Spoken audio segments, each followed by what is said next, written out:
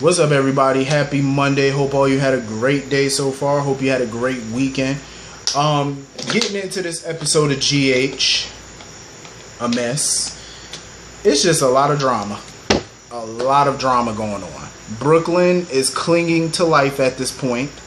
Ned and Olivia just, they're beside themselves, you know, trying to figure this mess out of what happened, who could have did this, and, you know, Ned is just distraught because he feels like, you know, he feels guilty because he feels like, you know, he treated his daughter like crap because of her betrayal, and he felt he couldn't forgive, and now look at the situation that they're in. I mean, do I feel like he went a little overboard? Maybe. But he wasn't wrong for being disappointed and angry at his daughter for what she did. He wasn't wrong for it. Maybe his actions were a little bit too much, but he definitely wasn't wrong for feeling the way he felt. At the end of the day, Ned does care about his daughter. He does love his daughter. You know, there's no denying that. And can't nobody say he don't. But basically, Portia was letting Ned and Olivia know that when Brooklyn was brought in, she was barely alive when she was brought in. She was damn near dead. And she's basically in critical condition. So, you know, Chase showed up to question Ned and Olivia about possible suspects who could have done this, and asking Ned about his relationship with Brooklyn. And, you know, Ned told him, he was like, yeah, lately there has been some animosity between the two. But, you know, Olivia had to jump to her man's defense, which I'm not surprised, and I don't blame her. But, you know, she had to let Chase know that there's no way, you know, Ned would have done that to his own daughter. But it's not like Chase was accusing Ned of anything, because he really wasn't. I don't even think Ned... I mean, Chase obviously doesn't think that Ned is responsible for this. But he just needs to get a timeline. He needs to get the facts of what's going on, you know, so he could properly do his job. You know, and Olivia and them was basically telling Chase about Link, and that Link possibly could have did it. And, you know, they're trying to run down some leads. And Brooklyn right now had to have immediate medical surgery. So, you know, it's good that, you know, at least Ned has Olivia by his side to comfort him during this time. So anyway, moving on from that. Julian continues to be dumb. Julian is just stupid. Like, you are just dumb. Like,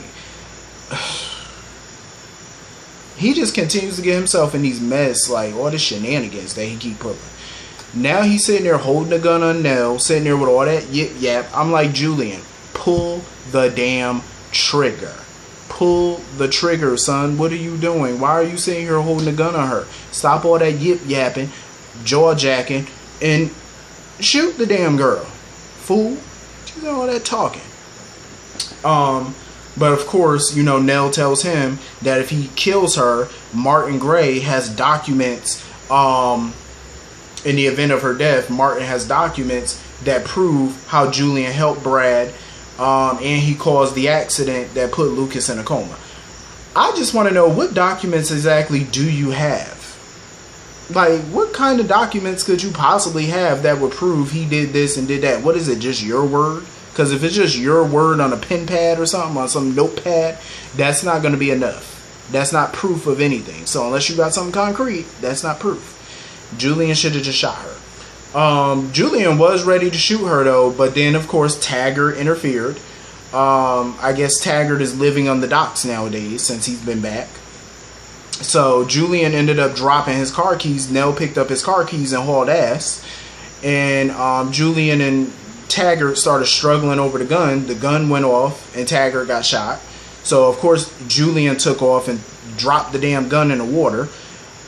So Taggart already got shot, faked his death just to come back to town to get shot again. Okay. So at this point or whatever, Michael finds the handkerchief on the floor, and he knows that it has chloroform on it, so he puts two and two together and figures that Monica was chloroformed. She was knocked out. So then, of course, he calls the PCPD. Then, of course, he calls his pit bull, Carly.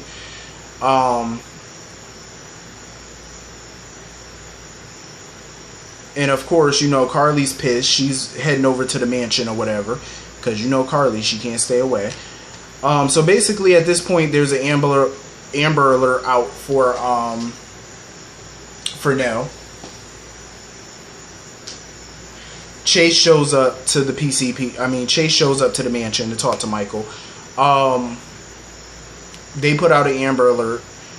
Chase must be tired and busy because he's working 2 cases, which he think are separate cases. But how ironic that both the cases that you're working are connected, and he doesn't even know that these cases are connected. Brooklyn being stabbed and Nell running off with Jonah, they're both connected, and he doesn't even know it. Like, he's a busy dude today, I guess. So basically, he figures that Nell pretty much has an hour head start. Sonny and Brando, I guess, they confront Julian at the bar or whatever because they saw the Amber Alert.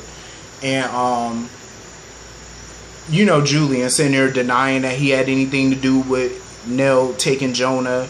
And Sonny was wondering. He was like, well, will you be meeting up with her? You know, are you going to be talking to her? Are you going to be seeing her? Julian was like, no.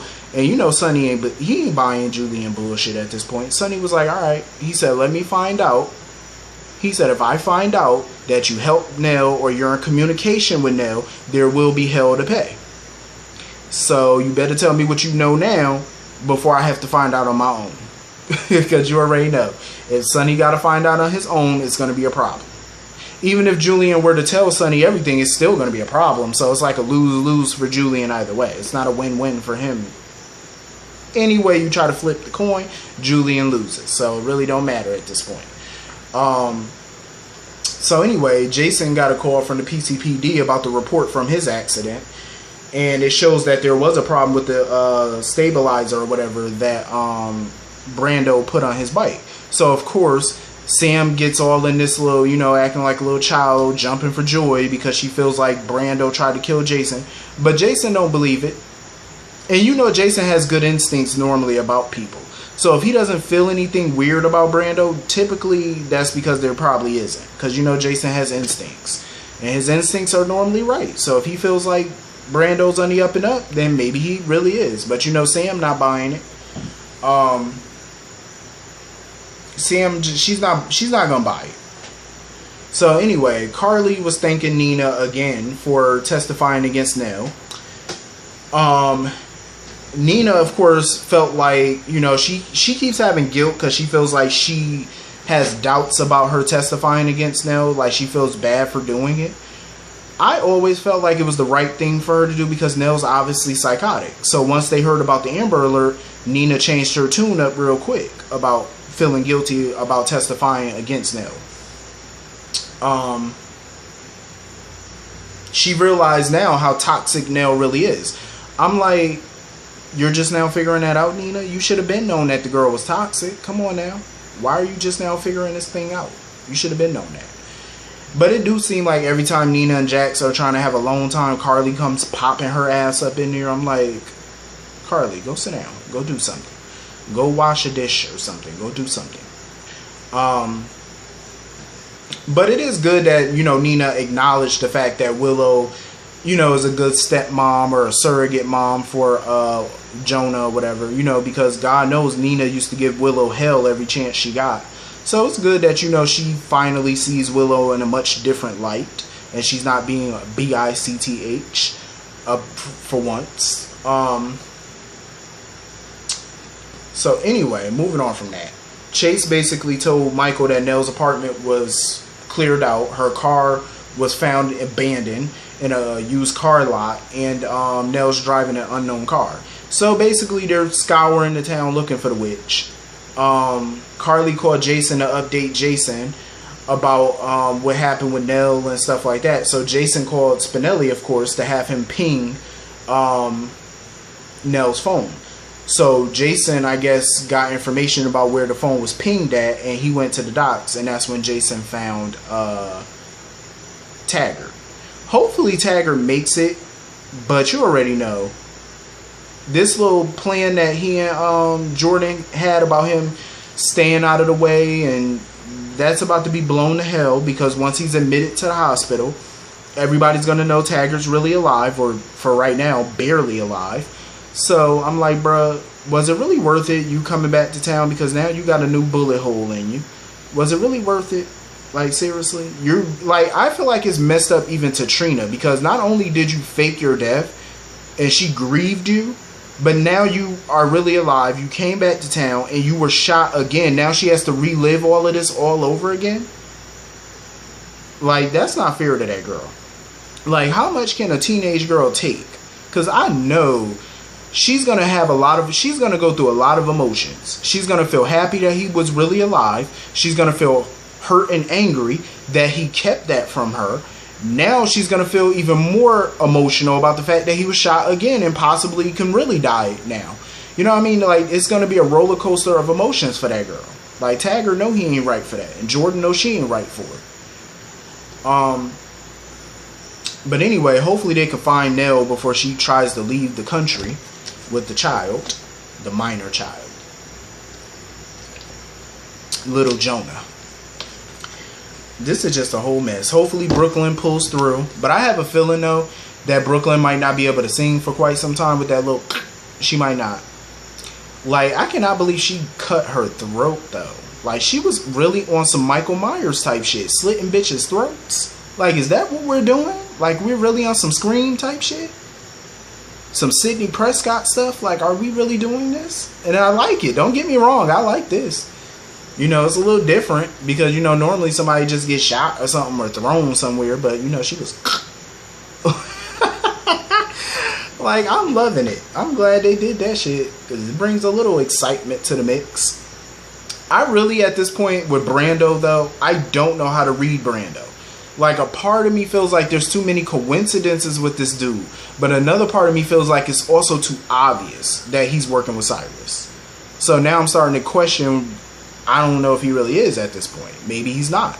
You know, if Jason doesn't get some type of instinct about old boy, then maybe he really is squeaky clean. Maybe he is who he says he really is. Maybe. Or maybe he's a hell of an actor that you just can't tell. Evil. You know what I'm saying? Maybe you can't. So anyway, that was pretty much the whole episode. Hit the comment section. Let me know what y'all thought about this episode. I will see y'all all later. Have a great night. Peace.